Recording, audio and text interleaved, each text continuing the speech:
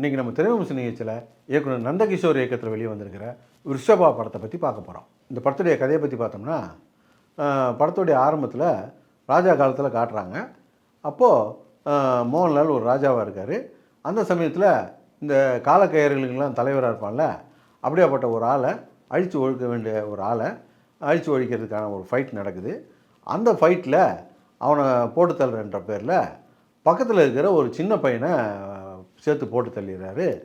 அதுக்கு அந்த சின்ன பையனுடைய அம்மா வந்து மோகன்லாலை பார்த்து ஒரு சாபம் விடுறாங்க.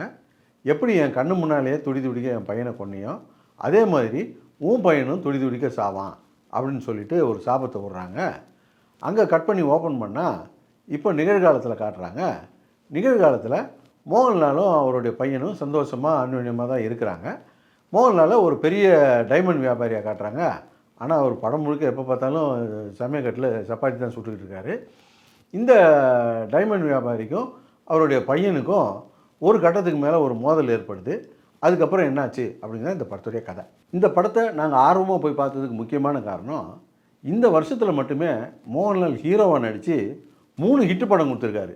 இது 4வது படம்.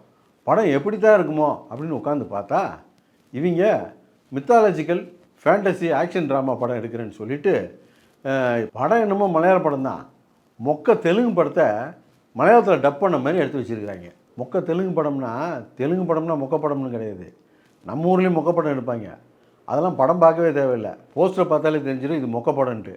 ஆனால் தெலுங்கு படத்தில் மட்டும்தான் மொக்க படம்னு தெரிஞ்சு அதுக்கு உண்டான உழைப்பு, அதுக்கு உண்டான செலவு எல்லாத்தையும் பண்ணி அந்த படத்தை ஒரு மொக்க படமாக எடுத்து வச்சுருப்பாங்க.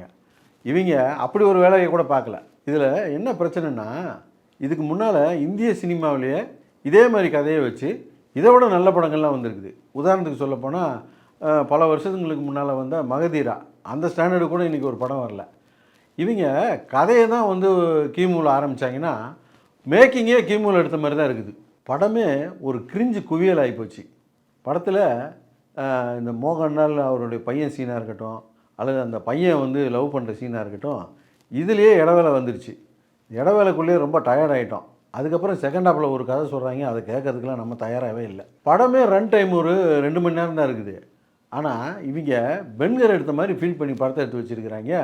10 பென்கர் பார்த்த மாதிரி இருக்குது ரன் டைமை வச்சு பார்த்தா. இந்த கிறிஸ்மஸ் முடிஞ்சு அடுத்த கிறிஸ்மஸே வந்துடும் போடுது. மோகன்லால் ஒரே வருஷத்தில் 3 ஹிட்டு படம் கொடுத்துட்டு 4வதாக ஒரு கிரிஞ்சி படத்தை கொடுத்து அவரால் என்ன செய்ய முடியுமோ செஞ்சு முடிச்சு விட்டார். இப்போ தான் பல வருஷம் கழித்து கணக்கு ஆரம்பிச்சிருக்காரு நிவின் பாலி.